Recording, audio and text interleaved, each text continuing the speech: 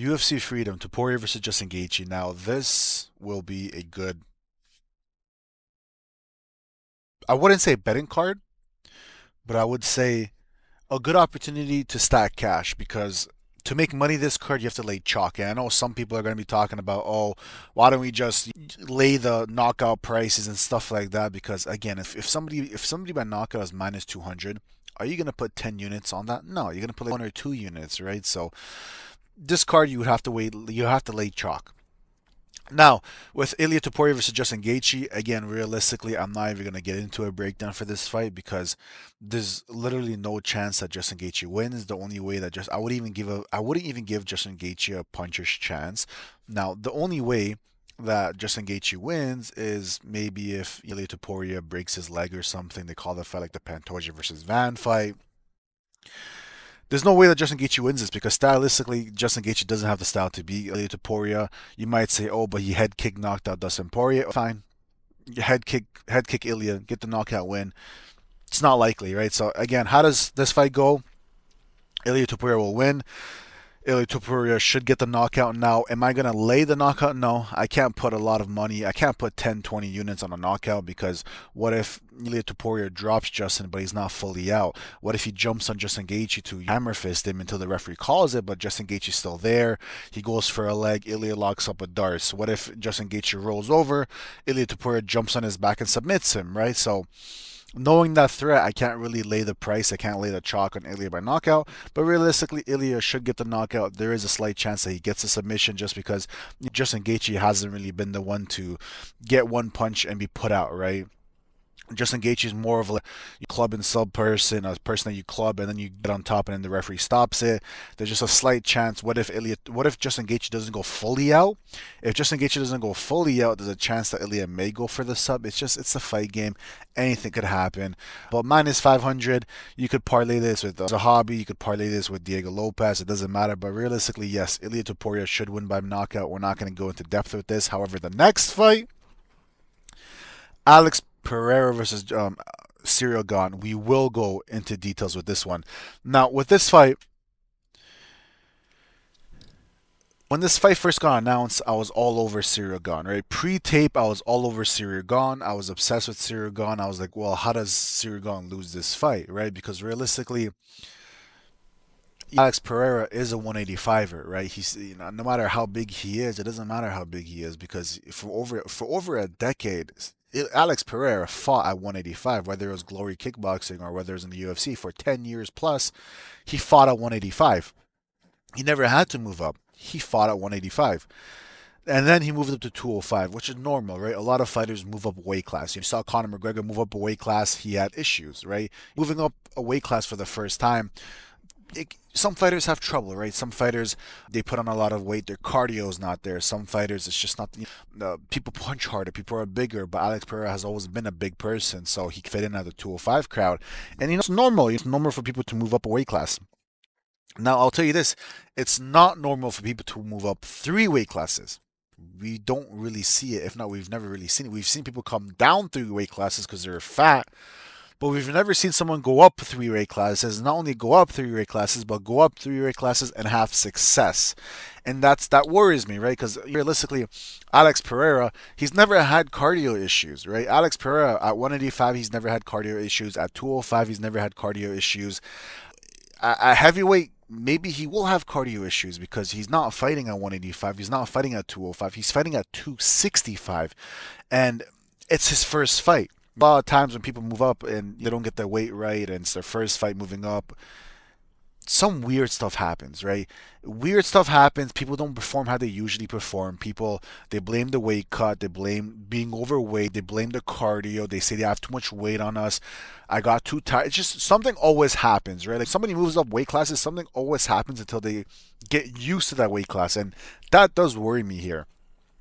So I was all over Ciryl Gane. I was like, oh my God, Ciryl Gane is so good.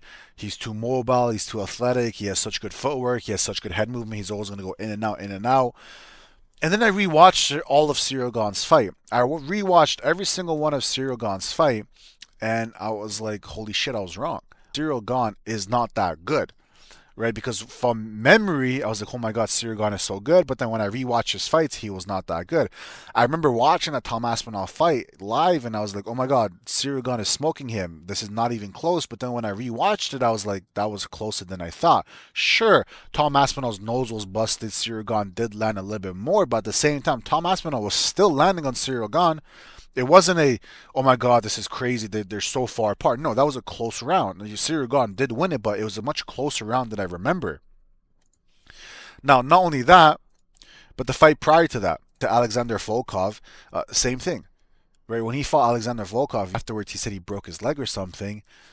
He looked, he wrestled a lot, and then Volkov wrestled, and it's like in the heavyweight division, Volkov has the best attributes to be the best fighter. He's tall, he's long, he's strong, and Volkov wrestled. It was really weird. That fight was a back and forth thing. Volkov was landing 1-2s, landing head kicks. Volkov was landing low kicks. Ciryl Gane was doing the same thing. Volkov would wrestle, then Ciryl Gane would wrestle. It was a really weird fight. And the fight against Sergey Spivak, but Sergey Spivak's honestly, he's ass. Sergey Spivak, he's a fucking judoka, and he got his ass kicked. I mean, rightfully so. It's fucking Sergey. Sergey Spivak landed a few jabs, but that's about it. John Jones, of course, he gets schooled, but that's John Jones. He overextended. John Jones slipped to the back, took him down and submitted him via guillotine, or like via standing guillotine. That was so weird. Now this is where it gets interesting. Ciryl Gane versus Tai Tuivasa. This is where it gets worrisome because the way Ciryl Gane fought Tai Tuivasa was very weird. He almost fought as if he was scared. Ciryl Gane wasn't committing to anything. He wasn't committing. He was fighting at the outside. He was waiting for Tai Tuivasa to commit, and then you take him with a jab. He was waiting for Tai Tuivasa to make mistakes, for him to, of course, counter those mistakes. And there was even a moment when Tai Tuivasa landed flush. Overhand right landed flush on Ciryl Gane's chin, dropped Ciryl Gane, but then he was fine. Right? Ciryl Gane has showed us that he has very good recovery. He recovers very nice. There, he gets dropped by Tai Tuivasa, and then he's instantly okay. He gets back up. He wasn't wobbled. He wasn't shaking out the cobwebs. He was fully there, which is impressive, especially at the heavyweight division. And then even in that fight for 2 rounds, round one and round two, the way he was fighting, he was fighting scared, hesitant. He wasn't committing. And then in the third round, if you look at the sequence that got Tai Tuivasa knocked out, Tai Tuivasa literally just he was spamming 1-2s while switching stances while moving forward. Ciryl Gane just stepped outside, threw an uppercut, knocked him out. Wasn't this whole impressive thing? Oh my God, he picked Tai Tuivasa apart. It wasn't even close. No, it was a close fight. He wasn't committing, and then he just knocked him out because of a mistake that Tai Tuivasa did. It wasn't that impressive. Against Francis Ngannou, what was impressive in this fight was Francis, he didn't land a lot of punches, but the punches that he did land, Ciryl Gane ate them. There was a few uppercuts that Francis Ngannou landed flush on Ciryl Gane's chin, and he ate them. He was fine. He ate them like it was nothing, and that was really impressive. And he did good in that fight. He outpointed Francis Ngannou, but Francis Ngannou isn't the striker that Alex Pereira is. But there was nothing that I was like, oh my God, he's so impressive. I watched all of his fights, and there was nothing impressive. He has a nice jab. He spams with a jab. Nice low kick. Once in a while, he commits to a right hand. But there's nothing like, oh my God, he's so good. And then I went and I rewatched all of Alex Pereira fights in the UFC, and I was like, holy shit, he's so fucking good. Right, he's so good. We're gonna start off with the first Magomedov fight now. Magomed Ankalaev versus Alex Pereira won. Magomedov was the 10 unit max bet because I thought that, oh my God, Magomedov, he's from Dagestan. He actually started off wrestling. He said he's gonna use his wrestling. He's gonna go in there. He's gonna out wrestle Alex Pereira, and that was the whole point of betting on that. And he didn't. He didn't wrestle Alex Pereira, and it was a 3-2 close fight. Now, afterwards, it came out that Alex Pereira was sick with the norovirus, and I didn't believe it until I rewatched it. And when I rewatched it, I was like, "Holy shit! This isn't how Alex Pereira fights." In that fight, the majority time of that fight, Alex Pereira was fighting on the back foot. The entire fight, Alex Pereira was fighting on the back foot. He wasn't throwing as much as volume as we've seen him to throw. He wasn't countering all the time. He was basically just coasting until the fight was over. It looked like he knew he couldn't fight, but at the same time, he was the main event and he didn't want to pull out. So he was just there to fight. He wasn't countering. He wasn't throwing the volume. He was on the back foot. That's not how Alex Pereira fights. And yet he still won almost 2 rounds, which is impressive. And the rematch, I know Clive had a broken rib, but having a broken rib, you still ate a flush overhand right in the first 30 seconds. Now we're gonna start with the beginning. So when he fought Israel Adesanya the first time, it was a close fight. It was a really good fight, and the only thing that stuck out to me was the only thing that landed flush on Alex Pereira was Izzy's two. So Izzy would throw a 1-2, the one wouldn't land, the two would land. Sometimes Izzy would leave the jab out there for a split second, and then throw the two over the top, and that would land. Izzy landed so many right hands in that fight, it wasn't even close. But Alex was still in there. It was a high-paced fight. Even Izzy turned into a wrestler try to take down Alex Pereira. Alex Pereira was still there, reversing him, getting back up. It was quite impressive. And that was when he just started MMA, right? And as you watch Alex Pereira fights, because then Jan takes him down, then Yuri takes him down, you see his takedown defense is improving and improving and improving. And then, of course, in the second fight against Adesanya, he gets knocked out by the overhand right, but it is what it is. Against Jan, he literally turned Jan into a wrestler, right? I'm not even a fan of Alex Pereira. I don't even like him. But when I was rewatching all of his fights, I was impressed. He turned Jan into a wrestler, which is crazy. Jan had some success, but then he made adjustments and he couldn't get taken down yet. And that one round of Jan wrestling literally gassed out Jan to the point where Jan couldn't even wrestle no more. And Alex Pereira looked fresh, and that was his first fight at 205, and he was picking apart Jan. It wasn't even close. Now some people were saying, "Oh my God, he lost that fight." No, I rewatched it, and Alex Pereira clearly won that fight. He picked the shit out of apart from Jan. It wasn't even close. His fight against Yuri, same. Yuri honestly fights with his hands down. It's not impressive, whatever. Yuri goes for a takedown. He just starts elbowing the shit out of him, gets the TKO. His fight against Jamal Hill, the left hook, it was beautiful. His fight against Khalil Roundtree. Now, this is where it gets a little weird because he he gave up 2 rounds against Khalil Roundtree, and I don't know what it is. I don't know if it was the speed. I don't know if it was the height. I'm not sure what it was, but Khalil Roundtree did win those first two rounds, and I honestly, you know what I chalked this up as is Elio Roundtree wasn't supposed to fight. If you look at every great UFC fighter, they all have that one fight where it's like it was a close fight, like they should have lost and they got robbed, or they gave an opportunity that to someone that shouldn't be getting the opportunity, and it's like a close fight. Like you fight somebody that has nothing to lose because I think Roundtree was like number 7 or number 8 in the world. He wasn't even supposed to fight, but somebody fell through, and then he stepped up to take that fight. Those fights are always the most dangerous because the fighter comes in there and fights like they have nothing to lose, and it's much more closer of a fight than you thought it would have been. It was one of those, so that's why I chalk it up as. And I'm rewatching these fights, and I'm like, when I rewatched these fights, and I was like, bro, how does Cyril Gane win this? Because first of all, people say, oh my God, Cyril Gane was a kickboxer. Sure, he was a kickboxer, but he wasn't a great kickboxer. Like, I don't care if you were a kickboxer. If you were not a world level talent at Glory, you're not a kickboxer. Even Justin Tafa, sure, Justin Tafa fought at Glory, but he was nothing good. All right, if you were a champion or you fought for a belt at Glory, that's impressive. Glory is much more entertaining than the UFC. People don't even know. And Cyril Gane, he had a few kickboxing matches, but he wasn't a glory level kickboxer. No, Cyril Gane would get his ass kicked today. If Cyril Gane goes and fights the top 5 heavyweights at glory, he would get knocked out by every single one of them. There's just levels to this. Now, when it comes pure striking to pure striking, Alex Pereira is the better striker. And I was worried. I was like, what if Cyril Gane takes him down, this or that? But as the years have progressed, we've seen Alex Pereira's takedown defense get a lot better. His get up game got a lot better. And not only that, but his teammate, Bogori, the guy from Tunisia, 2 years ago when he fought, he had zero takedown defense. Now, after training with Alex Pereira and Glover, he has great takedown defense that we saw against the Mansour Abdul Malik fight. I was impressed.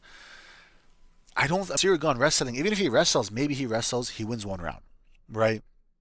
I don't think he's going to take him down and hold him for 3, 4, 5 rounds. I don't think he's going to submit him. So the wrestling's out of the question. When I rewatched their fights, I was like, no, I think Alex Pereira wins. I think Alex Pereira lands a jab. I know it's southpaw versus orthodox, but still, even when he's fighting a southpaw, he knows how to land those lead low kicks. He has his jab. He has his left hook there. He has the overhand right after the left hook. Alex Pereira is the better striker. I don't care how much movement Cyril Gane has. Alex Pereira, move your head all you want. I'm just going to kick you. He's going to kick his legs. He's going to kick his stomach. He's going to go for the head kick. Alex Pereira is the better striker.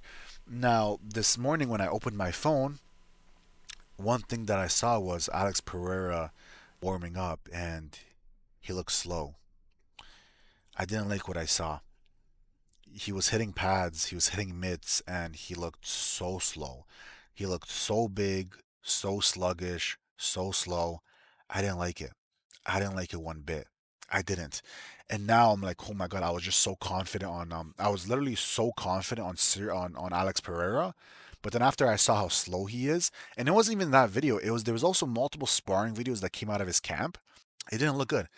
It didn't look good. Honestly, I was very confident in Alex Pereira. However, I'm not confident in him anymore. Honestly, this is a close fight because I gotta go with Cyril Gane. This morning my pick was Alex Pereira after I saw how slow he was and sluggish. I have to go with Cyril Gane. Cyril Gane has, he has a good chin. I understand it's heavyweight, but he hasn't shown us that he's chinny. He's shown us he has good recoverability. I think all Cyril Gane has to do is secure one takedown. He wins one round. For the next round, all he has to do is around the cage, throw a few jabs, boom, he wins another one, get a close third round, and that's it. I think this is a very winnable match. Now, I honestly, I like whether no matter who wins because I don't think Sirigan gets a finish, and I don't think Alex Pereira also gets a finish. There's a slight chance that Alex Pereira might get a finish. So I like the spread on this fight. I like the spread on this fight because Sirigan to win one round out of five is it's literally minus 150. Alex Pereira to win one round, it's like minus 200, right? And then you parlay that with Sean O'Malley or Ilya Topuria, and you double your money. So who the fuck cares who wins this fight? Bro, you should not be taking Cyril Gane or Alex Pereira money line. Take their spreads, right? Take their spreads. It's a lot safer. And there's also a good chance that this fight goes the distance. Alex Pereira by points is plus 650. Cyril Gane by points is plus 310. There's a very good chance that this fight I think that this fight goes to a decision more times than it goes to a knockout. And you have plus 650 on Alex Pereira. You have plus 310 on Cyril Gane. I think that's where the value is. And the fight to go the distance is plus 182. So who cares who wins? I might just take Cyril Gane by points. I might take Alex by no, sorry, I might take Cyril Gane by spread. So all he has to do is win one round and survive. Or Alex Pereira, all he has to do is win one round and survive. Pair that with another Sean O'Malley, double my money, and then sprinkle on Alex Pereira points, sprinkle on Cyril Gane by points, and that's money right there. So my pick is Cyril Gane, but my bet is spreads. Sean O'Malley versus Eamon Zahabi. Now, this is not a close fight. I know some people are talking about, oh, everyone's writing off Sean O'Malley. Eamon Zahabi's going to win. We got to look at Eamon Zahabi's record real quick. He fought Marlon Vera. I rewatched all of their fights. I rewatched every single fighter's fight. Marlon Vera won that fight. And Marlon Vera is so bad. He's so bad. He cannot fight moving backwards, and he won that fight. I know it was a split decision for Eamon Zahabi, but Marlon Vera won that fight. If you see, Marlon Vera was landing so cleanly, so many times moving forward in the center of the cage, moving forward, and the only times that Eamon Zahabi was really landing was when he was pushing Marlon Vera against the cage, and when Marlon Vera is moving on his back foot, he literally does nothing. He turns into a punching bag, and yet it was a close fight, and yet I still think Marlon Vera won. Now, not only that, but Marlon Vera dropped him. It was a nice little stiff jab as Eamon Zahabi was coming in. It dropped him. Before that fight, he fought Jose Aldo. Same thing. Jose Aldo dropped him. Jose Aldo was landing. Jose Aldo almost knocked him out until he gassed out. And once Jose Aldo gassed out, Jose Aldo is 50 years old. And he practically beat Eamon Zahabi until he gassed out. He got dropped in the Vera fight. He almost got knocked out by Jose Aldo. He almost lost to Javid Bashra. Like, Javid Bashra was landing on him like it was nothing. Jose Aldo was beating the shit out of him. Marlon Vera was outboxing him until he was on the back foot. And all of a sudden, he's fighting Sean O'Malley. Sean O'Malley is one of the best strikers. Now, a lot of people don't know what they're talking about. Pure striking, Sean O'Malley and Carlos Pratas are the best strikers in the UFC. I'm not talking about the best boxers. I'm not talking about the best low kickers. No, a top striker is somebody who knows how to use their length, who knows how to fight moving forward, knows how to fight moving backwards, uses their kicks, their knees, their elbows, has head movement, hits but doesn't get hit. That's Carlos Pratas. That's Sean O'Malley. Sean O'Malley, he knows how to fight on his back foot. He knows how to fight moving forward. He uses his kicks, his teeps, he uses everything. Eamon Zahabi has no wrestling. There's only two ways to beat Sean O'Malley. And I know his brother, Eamon Faraz Zahabi, is telling Zahabi, there's only two ways to beat Sean O'Malley. One, you out wrestle him. Two, You throw shit against the wall, you put your hands up and you brawl him, right? And you hope and you wish that you get lucky because you're not going to outstrike Sean O'Malley. So you have to wrestle Sean O'Malley and beat him, or you have to swing for the fences and catch him, right? So in this fight, Amin Zahabi's not going to wrestle Sean O'Malley. And even if he does, Sean O'Malley has better jiu-jitsu and he has better wrestling. Amin Zahabi has no ground game. It's not going to matter. Striking wise, the only thing that Zahabi is going to have to do in this fight is he's going to have his hands up and he's going to put on the pressure. That's the only way Zahabi could win is by putting his hands up, moving forward, eating all of Sean O'Malley's shots, and hoping he lands a few cleanly and knocks down or knocks out Sean O'Malley. Because that's the only way. I'm telling you, Faraz Zahabi is going to tell Eamon Zahabi, put your hands up and just fucking throw. Because you're not going to outpoint him. You're not going to outstrike him. You can't fight him at range. You got to close the distance and throw. The problem is when you do that, just like the Carlos Prates and JDM fight, Sean O'Malley is going to knee you in the face. He's gonna knee you in the face. He's gonna throw the uppercuts. He's gonna circle when you push him against the cage. He's gonna circle out. He's gonna pick you apart. Sean O'Malley's gonna win this no matter what. Sean O'Malley minus 400.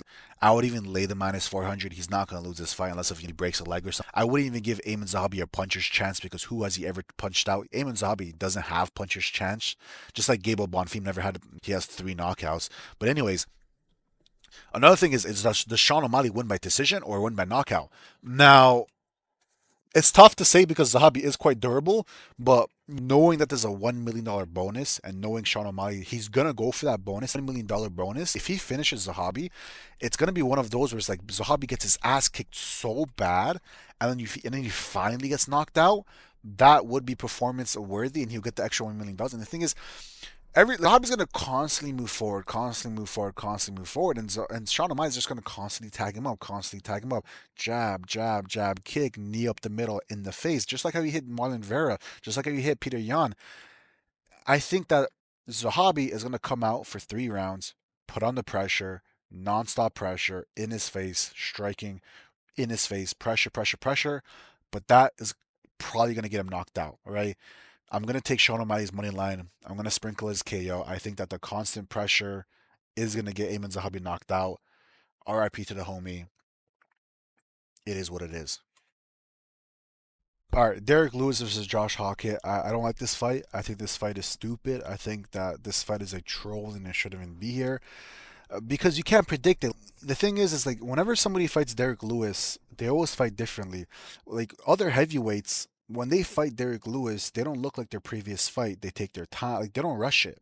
They don't rush in with Derek Lewis. They don't blitz Derek Lewis. They either fight at range, take their time, and as Derek Lewis slows down, then they go in for the knockout, or they just take him down.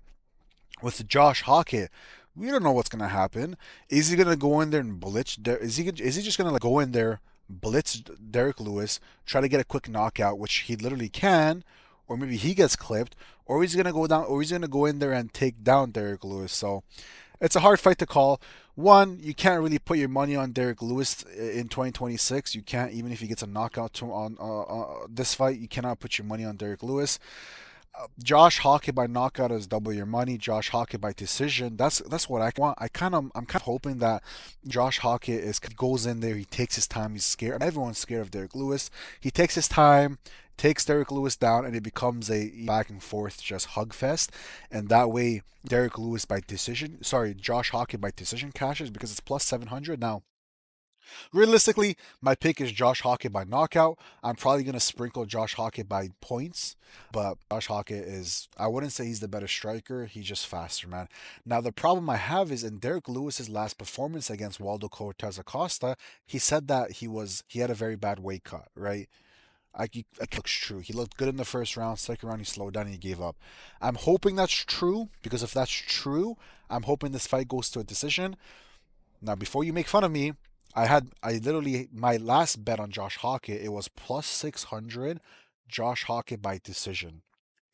I parlayed that with I think it was Dominic Reyes by decision. But anyways, fights like this, It's probably gonna end up by a knockout, but it's not like those was like, oh my god, a knockout is a lock, right? These fights are sloppy heavyweights going back and forth. It could be a decision. I'm staying away from this fight. I think you should too. Josh Hokit by decision. He's either gonna go in there and blitz Derek Lewis, he's gonna blitz him, or he's gonna take him down and just wrestle fuck him, throw a bunch of little pot shot, rabbit shots, whatever it is. Josh Hokit, but I'm personally I cannot lay the minus 400 in a real heavy bet. Mauricio Ruffy versus Michael Chandler. Again, Michael Chandler is a horrible fighter because you look at the fight against Dustin Poirier. He's winning the first half of the first round. He loses the second half of the first round because he gets clipped. The second round he comes out. He takes down Dustin Poirier. He takes not only does he take down Dustin Poirier, but he holds him down for 4 minutes. He literally held Dustin Poirier down for 4 minutes. That's impressive. The third round he comes out and he doesn't do the same thing. Now with this fight, again, I'm a sports bettor, right? I always look at fights in a sport in a betting aspect. Mauricio Rufi is minus 700. I'm not taking the minus 700. Mauricio Rufi by knockout is minus 200. I also can't take that. Now, realistically, Rufi, he goes in there, fight like how he fought Fiziev, takes his time, and he finds a shot. I'm not saying Chandler is chinny, but Chandler is slower. Chandler is older. He's been in a bunch of firefights. If Rufi lands clean, he's going to knock out Chandler. He's going to knock out Chandler. Now, what I'm hoping for is Chandler goes in there, takes him down, and holds him down. The fact that he held down Dustin Poirier for 4 minutes, it was crazy to me. I'm hoping he does that here too because Michael Chandler by points is like 15 times your money. But realistically, no. Rufi's going to go in there and knock him out. Again, these fights, they're all heavy favorites. So we all know what's going to happen. There's really no point in me going into depth breakdowns, except for the Diego Lopes fights, because that's a close odds. For example, this entire card, all you have to do is parlay all the favorites, and then for the 150-50 fight, parlay the spread, and then you're set. Now, Bo Nickal versus Kyle Daukas. Pre-tape, I was hoping I could find a reason to bet Kyle Daukas because realistically there should be one upset because every single card there's at least one big upset usually on average. And as I was doing tape on this fight, I was hoping and praying, fingers crossed, that Kyle Daukas would give me something or a reason for me to bet on him. However, after I watched tape, Kyle Daukas is not that good, man. Like I know Kyle Daukas recently, he's looked so good in his last two fights against GM3 and against Michel Pereira. Those left hooks, those check left hooks, getting both of them dropped, one by finish, one by submission, club and sub. But realistically, Daukas is not good. He's a jiu-jitsu nerd who learned how to fight. And all of these jiu-jitsu nerds who learn how to fight, they're all very chinny for some odd reason. Now, if you really want to see how Kyle Daukas fights, you have to go back to his first time in the UFC between 2020 and 2022 when he lost to Eric Anders, when he lost to Roman Dolidze. Now, when you watch the fight against Eric Anders, Kyle Daukas is a jiu-jitsu nerd. So he doesn't have wrestling, he just has pure BJJ. Now, Kyle Daukas versus Eric Anders just smokes him. Right, and the reason why Eric Anders smokes him is because Kyle Daukas is not a striker. Kyle Daukas does not have footwork. Whenever Kyle Daukas is striking, he's flat-footed. He's striking, his footwork is not there. He strikes like he throws over himself, right? When you throw over yourself, your chin is out there.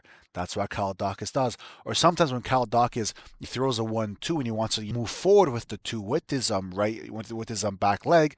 Some fighters they strike while moving forward and they're changing feet or changing their stance as they do that.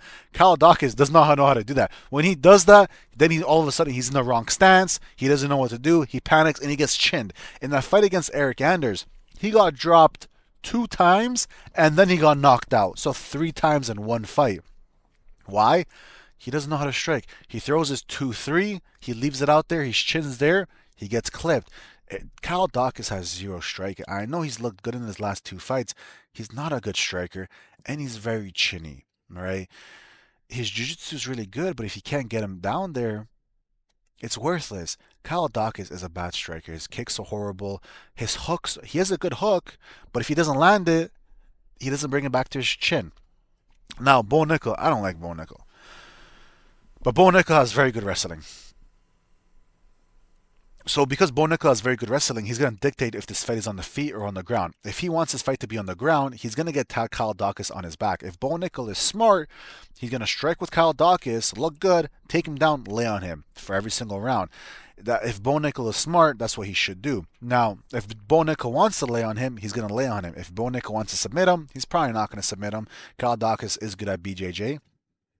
So realistically, it's going to be a striking match, and if it's not a striking match, Bo Nickal's going to be laying on Daukas, which then it goes to decision. Now, Bo Nickal is also quite green. I know he's 30 years old, but Bo Nickal's striking is not that good. I know he looked like he was performing a masterclass against some Rodolfo Vieira, but that was literally Rodolfo Vieira as a punching bag. Rodolfo did literally nothing. Rodolfo just stood there and ate every single thing, got his ass kicked so bad to the point where he became so scared and so flinchy that he was biting on every single flinch that Bo Nickal would throw, to the point where Bo Nickal, he faked a body kick, one over the top. He put his hands down to block the body kick because he got hit so much in the body, got head kick, knocked out. Now, same thing with Kyle Daukas. Kyle Daukas is very chinny, but I won't be surprised if this fight goes to decision. Now, Bo Nickal has good striking, but he's not like a knockout artist, right? Like Bo Nickal, he has clean striking, clean 1-2s, clean kicks, but he's not like one of those fighters where he's gonna go in there and he's gonna push the pace and try to knock you out. He's more of those, he's gonna go in there and win the fight, right? If he's having success on the feet, he's just gonna keep on doing what he's gonna do. He's not gonna take risks to go for that knockout. At least I hope he doesn't. And then, for example, if he's losing on the feet, he's just gonna take down Homeboy and lay on him. So Bo Nickal's gonna win this fight. I don't think Bo Nickal has. How does Bo Nickal lose this? Right? Bo Nickal isn't chinny. He hasn't been chinned. He got chinned to the body, which doesn't really count.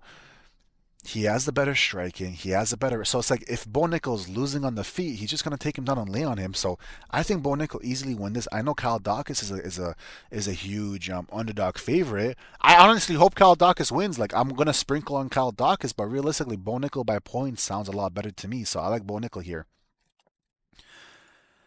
Now for the fight of the night. Diego Lopes versus Steve Garcia, because this fight you could actually make money on. This fight you could actually parlay. Let's not forget, Steve Garcia was one of my max bets. Steve Garcia was my 10 unit max bet. Sorry. Steve Garcia was my 10 unit max bet back when he fought Steve Onama last year. Last year when he got announced to fight Steve Onama, I told everyone, I made it my public 10 unit max bet. Steve Garcia, 10 unit max bet against David Onama because he was even odds. What did he do? He went in there and he knocked him out in 2 minutes. Everyone was on David Onama. Everyone. Now, I don't like any of these fighters. Right? I don't think any of them are good. I don't think Steve Garcia is good. I don't think Diego Lopes is a good fighter. Now, Steve Garcia, yes, he's on a 1, 2, 3, 4, 5, 6, 7. He's on a 7-fight win streak with 6 knockouts. I know that. Steve Garcia was my 10 unit max bet. I know that. But I think he loses. I know Steve Garcia has looked unstoppable in the last 6 fights, but against who? And not only against who, but how? If you look at how Steve Garcia has been winning his fights outside of the Calvin Kattar fight, every single fight he's had has looked similar. All he does is the second the bell rings, he goes in there, he blitzes his opponent and starts spamming 1-2s and hooks and 1-2s and overhand rights. Something lands, they get knocked out. David Onama, he's chinny. He gets knocked out. Even if he doesn't get knocked, he's chinny. Even the fights that David Onama has won, he's been dropped in. He knocks out David Onama. That was the easiest pick of my life. He knocks out Cal Nelson. I mean, Cal Nelson's been getting knocked out. He knocks out Wu Choi. I mean, he's been getting knocked out. He knocks out Costa. Costa's not a good striker. And he knocked him out with a nice knee. And then, of course, he knocks out Chase Hooper. Who the fuck is Chase Hooper? He's garbage. Now, this is where it gets interesting. I understand that his last loss was back in 2022, which was 4 years ago. And in 4 years, you do improve as a fighter. And I agree. Steve Garcia has improved as a fighter. In 2022, when he fought Mahashate, Mahashate, Mahashate. In 2022, when he fought Mahashate, whatever his name is, he wasn't as defensively sound. Back then, I know like today I said that he could just goes out there and he blitzes you and he knocks you out. Back then he did the same thing, but he was a lot less defensively sound. Now he's a lot better defensively sound, but back then he would literally hands down and just fucking swing at you, and that's how he lost. He has improved, but what sticks out is he's been chinned. Not once. If you look at this fight, right? So against this Charlie guy, right? Against Charlie back in 2021 in October, he won via ground and pound, but he was also knocked down. Against the Chinese guy, Mashahate, he got knocked out. But not only did he get knocked out, but he got knocked down and then he got knocked out because he's too wild. He's just swinging 1-2s and overhand rights. A tight hook knocked him down. He gets back up. A right hand knocked him down again. You know what I'm saying? And then against his win against Shaylin, he got an uppercut to the body knockout, but he also got dropped in that fight too. You have to understand, Steve Garcia, his style, he's very reckless, he's very wild, he's very open, right? Small hooks, uppercuts, small right hands, tight left hooks, tight uppercuts, they're gonna land. And if you look at Steve Garcia, he's always in your face. He's always in your face, always spamming stuff. He gets hit. He got caught in the David Onama fight, not dropped, but he gets hit there. Calvin Cater was landing on him. Like everyone lands on him, just nobody with power. Now Diego Lopes, right? And I love Diego Lopes, and the reason why I love Diego Lopes is because he's been making us money. Alexander Volkanovski was our 10-unit max bet against Diego Lopes. We cashed, right? So we've cashed on both of these guys. That's how you know I'm unbiased. Now the thing is, Diego Lopes is the same guy who dropped Alexander Volkanovski in his last fight. Not only did he drop him, it was more like a flash knockdown, but it still happened. But he also dropped Volkanovski in the first fight. So, and this is Volkanovski, who is the best 145er ever, who has the best head movement, who has the best footwork, who knows where he is exactly where he is and when not to be. Like he knows how to fight. Steve Garcia cannot hold a candle to Volkanovski's striking. He doesn't have the head movement, he doesn't have the footwork, he doesn't have none of the IQ that Volkanovski has, and yet Steve Garcia dropped him in both goddamn fights. Now not only that, Jean Silva, in round 2 against Jean Silva, Diego Lopes ate every single shot from Jean Silva. Jean Silva hits harder than Steve Garcia, and he's a better striker and fighter than Steve Garcia. He just fought the better competition. Jean Silva landed so many clean right hands against Diego Lopes, and Lopes ate all the shots and sat in the pocket against Jean Silva. If Jean Silva didn't knock you out, I promise you, Steve Garcia is not knocking you out. Now, what I want to say is, even in the Jean Silva fight, there were some times where Diego Lopes was landing his left hook against Jean Silva, and it actually gained Jean Silva's respect. But not only that, but against Brian Ortega, he dropped Brian Ortega twice. Right, Brian Ortega at the beginning of the fight, he went double jab, right hand. What did Diego Lopes do? Right after he saw the double jab coming, the only reason somebody's throwing a double jab is so you could close the distance to throw the right hand. So the second he saw the double jab coming, he dropped with his hands up and threw a right hand over the top because he knew what was coming, a right hand. And he dropped Brian Ortega. And then in the third round, dropped him again with another hook.